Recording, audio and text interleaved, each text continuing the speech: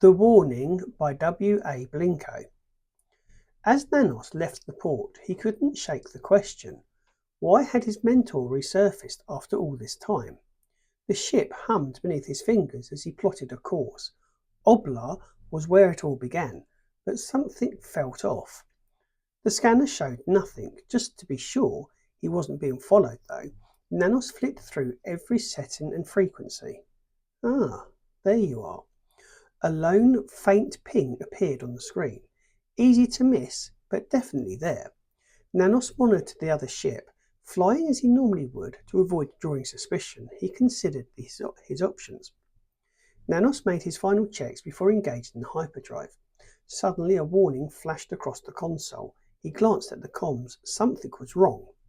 The notification glared at him. Dansksi was dead. Getting to Oblar was now his priority. The celestial kestrel murmured as the hyperdrive engaged. Stars stretched into streaks as the ship entered a luminous tunnel. Nanos had only a few hours to formulate a plan. The news of Danski's death didn't concern him. After all, Dansksi was a criminal, just another job. However, the mess he had left behind needed to be addressed. As Nanos opened the link and he began to look at it, he froze. Silas Enzo. The name was a siren calling back old fears. The founders were behind the disrupted election on Oblar. They were supposed to have been disbanded, though, after the formation of the Elder Council. So much for peace and prosperity, Nanos thought.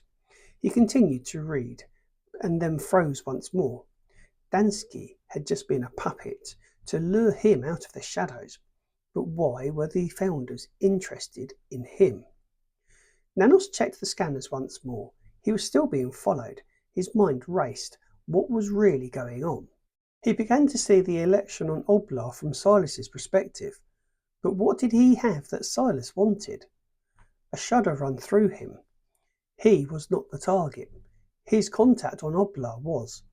The celestial kestrel howled as Nanos plotted a new course. Dropping abruptly out of hyperspace sent a shockwave through the ship. Nanos diverted power to the engine's cooling system, hoping he could jump to his new destination. The pursuing ship was no longer on his scanners. Realizing he had lost them, Nanos exhaled, letting himself relax as the hyperdrive spooled up once more. Nanos checked his comms. An anonymous message had come through. Turn back. You don't know what you're getting into. He hesitated. Was the warning from a trustworthy source?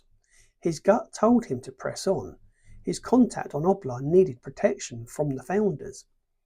Various power bars flickered across the screen. Shields, weapons, everything was set. Feeling prepared, he gripped the controls. The celestial kestrel screamed, then purred as the hyperdrive engaged, propelling him towards the destination.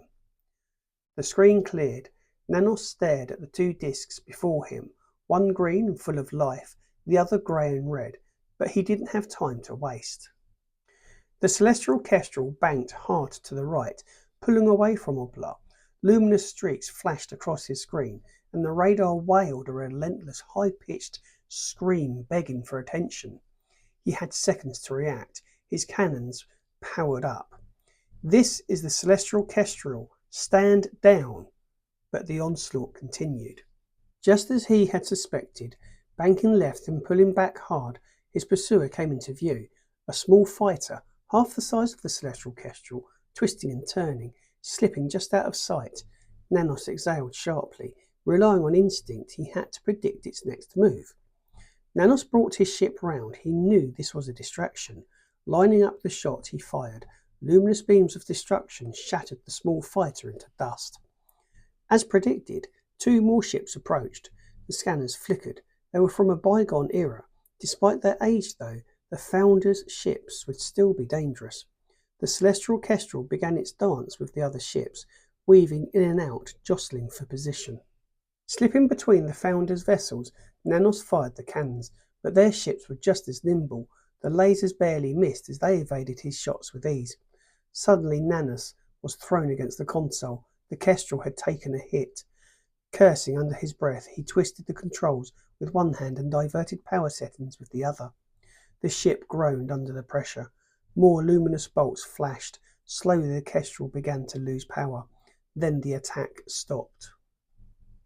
Nanas, you are beaten. I don't want to end your life, but I do need your contact. Nanos knew what was coming next. Go to hell, Silas.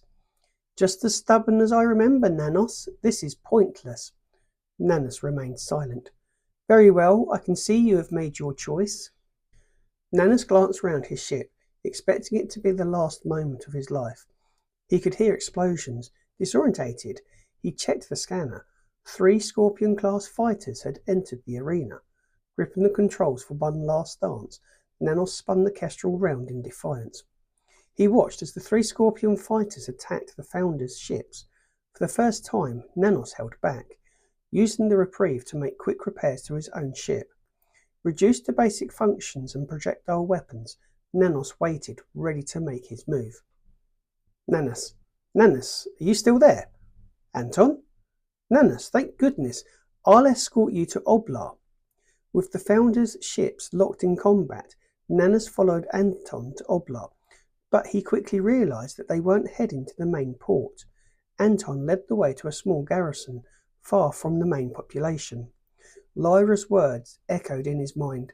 Just what had he gotten himself into?